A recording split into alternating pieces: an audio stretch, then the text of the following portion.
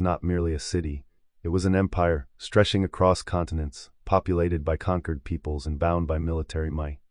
Its sexuality, like its politics, extended far beyond domestic villas and bathhouses, reaching into the battlefield, the provinces, and the hearts of those who lived under Roman rule. In war, intimacy became a tool, a reward, a weapon, and a symbol of conquest, reflecting the empire's dual identity as both creator and destroyer.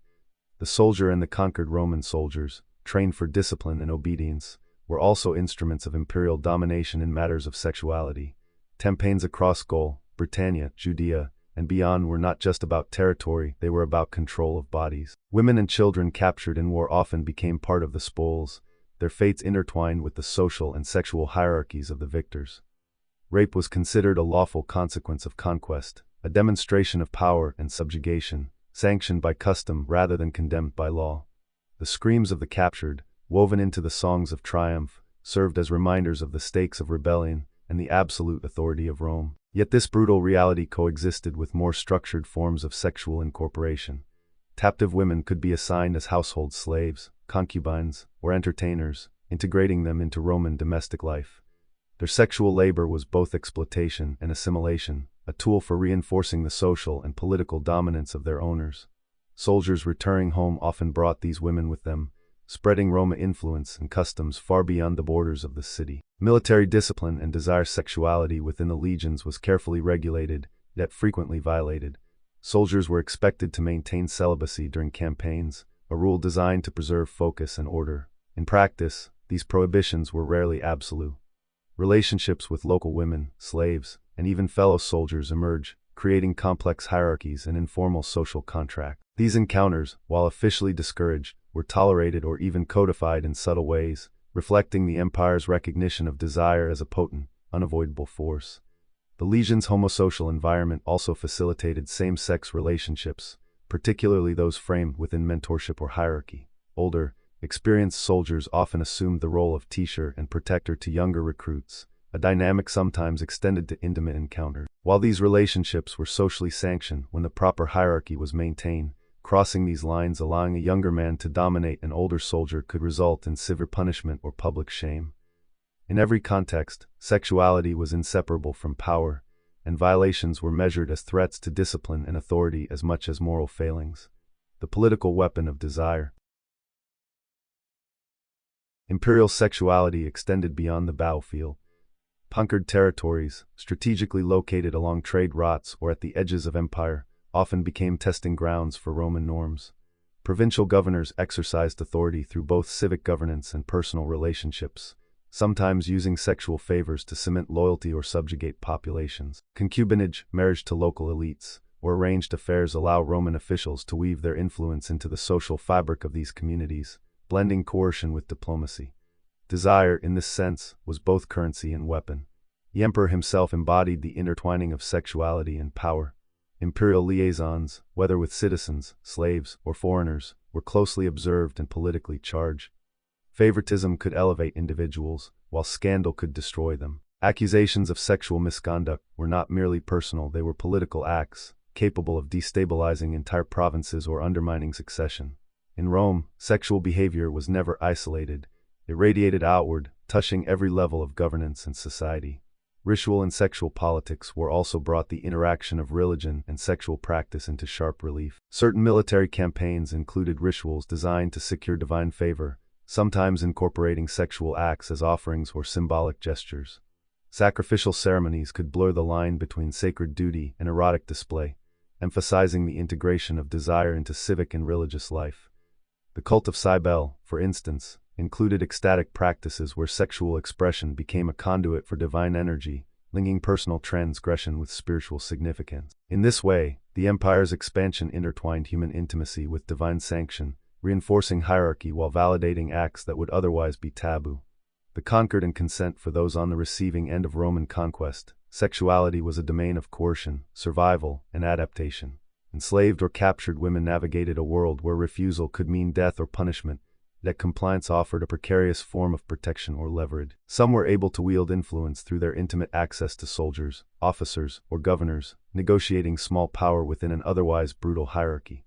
Others were subjected to cycles of abuse, their bodies instruments of domination that symbolized the reach of Roman authority. Desire, in these contexts, was not free. It was structured by force, law, and circumstance. Cultural exchange through intimacy.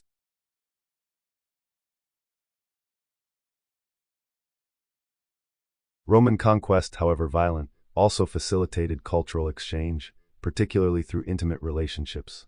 Soldiers and administrators often adopted local customs, while local women and men absorbed Roman practices. These encounters produced hybridized forms of dress, ritual, and behavior, blending provincial traditions with imperial norms. Sexuality became a vehicle for both oppression and assimilation, demonstrating how human intimacy could be harnessed to extend political and cultural influence. Through marriage, concubinage, or informal unions, Rome left a lasting imprint on the private lives of the peoples it governed. The aftermath of conquest, even after campaigns ended, the sexual consequences of war endured. Children born to enslaved or concubine mothers often occupied ambiguous social positions, tied to both Roman and local hierarchies. Freed captives navigated societies that alternately stigmatized and celebrated their survival and assimilation. These complex legacies reveal how the interplay of conquest, desire, and power extended beyond immediate violence, shaping social structures for generations. Intimacy and domination, consent and coercion, pleasure and fear, these forces intertwined to create enduring patterns of human behavior that mirrored the empire itself, expansive, hierarchical, and unflinchingly pragmatic.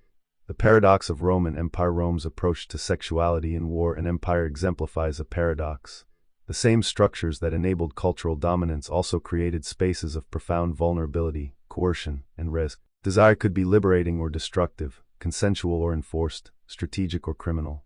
Military might provided the opportunity to transgress, while law and ritual imposed constraints. At every level, sexual behavior was inseparable from power, authority, and survival. In studying these dynamics, modern observers gain insight not only into the mechanics of Roman conquest but into the human cost and complexity of empire. Soldiers, slaves, governors, and citizens alike were bound by invisible chains, laws, customs, and hierarchies that mediated desire and dictated action. Pleasure was never innocent, and intimacy was never purely personal. Every sexual act carried echoes of authority, conquest, and survival, revealing the intricate, often brutal, human calculus that underpinned the empire. Conclusion. Part 18. Whispers of the Dead. Step back into the shadowed streets of Pompeii, Herculaneum, and Rome itself, where the lives of the dead speak more vividly than any written record. In these ancient cities, the line between life and death was porous, and intimacy extended beyond the grave. Tombs, burial chambers, and funerary art reveal a world in which human desire, love, and memory persisted even after mortality claimed the body. Here, the whispers of the dead tell stories of passion, power, and the enduring significance of sexual and emotional bonds. Tombs as testaments. Roman funerary practices were elaborate expressions of social and personal identity. Wealthy families commissioned tombs not merely to honor the deceased, but to perpetuate ideals of marriage, fidelity, and desire. Some tombs depict couples reclining together, hands interlaced, as though even death could not sever the intimacy of their union. These gestures, carved in marble or painted in fresco, were designed to communicate both to the living and the dead the values of love, loyalty, and social standing. A wife's hand resting on her husband's chest signified not just affection but eternal fidelity, testament to how Romans understood emotional bonds as inseparable from social hierarchy. Yet, within these seemingly serene representations lies a stark reality.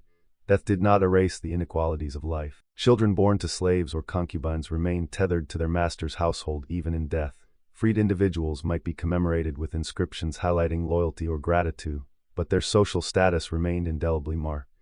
In every memorial, the complex interplay of love, desire, and hierarchy persists, revealing that death, like life, was framed by power and social position. Eroticism beyond life. Archaeological excavations reveal that the dead were often surrounded by objects linked to intimacy and sexuality. Erotic frescoes, small statuettes, and personal items intended for sexual pleasure were sometimes interred alongside the deceased. In Pompeii, some tombs contain carvings of couples in explicit embrace, suggesting that Romans believed sexual desire transcended mortality. These artifacts were not viewed as scandalous, but as affirmations that pleasure, passion, and human connection held enduring value, extending beyond the temporal boundaries of life. This acceptance of sexuality in death reflects broader Roman attitudes. Human desire was natural, essential, and persistent. It was neither to be hidden entirely nor indulged without social constraint. In funerary contexts, erotic depictions became both a celebration and a memorial, a means to preserve identity, desire, and legacy. Inscribed memories.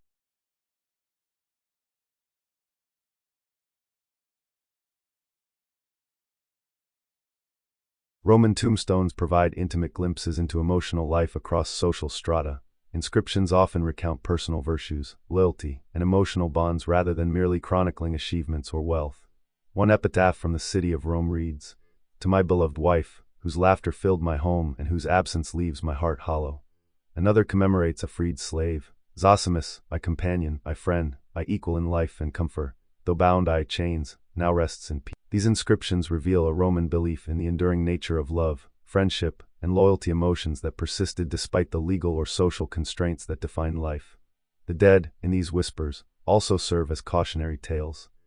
Monuments commemorating women who died in childbirth, young lovers separated by political machinations, or slaves who were mistreated in life, remind the living of the fragility and precarity of human connection. Death enshrined memory, transforming personal grief into public testimony, immortalizing both affection and injustice. The afterlife and desire. Romans held complex beliefs about the afterlife, particularly regarding sexuality. While the specifics varied, there was a widespread assumption that certain aspects of earthly life, status, wealth, and intimate connections could persist beyond death. Burial objects, erotic imagery, and inscriptions suggest that sexual pleasure was seen as a natural continuation of life, provided it conformed to social and moral structures. The deceased were honored not just for their civic or familial roles but for the passions and bonds they carried, reinforcing that intimacy and desire were central to Roman identity. In some funerary rituals, offerings of food, wine, and personal items were made to the dead, sometimes including objects associated with sexual activity. These practices reinforced the belief that the deceased maintained a presence within the living world, influencing fortune, fertility, and household well-being. In this sense, desire was both spiritual and pragmatic. Honoring sexual life and emotional connection served both the memory of the dead and needs of the living. Slavery and death. For slaves, the afterlife was particularly ambiguous. Lacking legal recognition in life, their deaths were often recorded only sporadically, if at all. Yet some masters chose to commemorate slaves with inscriptions and tombs, acknowledging emotional bonds, loyalty, or service. Pliny the Younger's tribute to his deceased slave, Zosimus, exemplifies this complexity. The man was more than a servant, a companion whose absence left an irreplaceable void. By naming him and erecting a tomb, Pliny defied social norms, emphasizing the humanity and emotional significance of those whose lives had been constrained by bondage.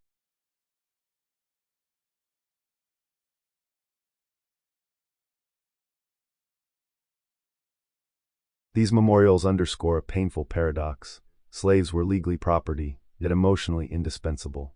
In death, their stories could be preserved, and their humanity acknowledged, even if only partially. The whispers of the dead reveal both compassion and the enduring structures of inequality that shape every intimate relation. The city of the dead, Pompeii and Herculaneum, frozen beneath volcanic ash, provide unparalleled insight into how Romans negotiated intimacy, desire, and mortality.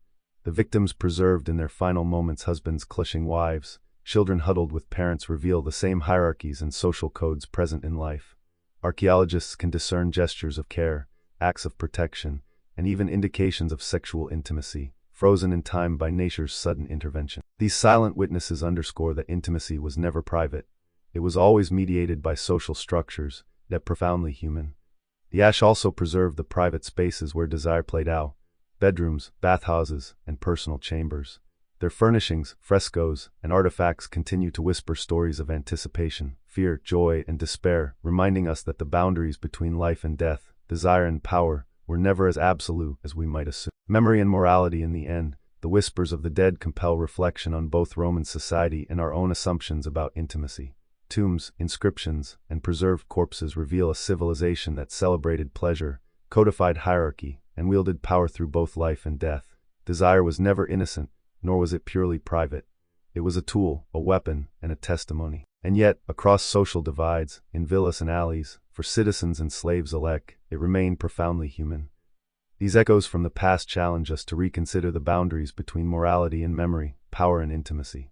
The dead, preserved in ash and stone, remind us that human experience, sexual, emotional, social, cannot be fully contained by law or custom. The Roman dead speak across centuries, their whispers both a warning and a revelation. Intimacy carries power, pleasure carries risk, and memory carries the weight of both.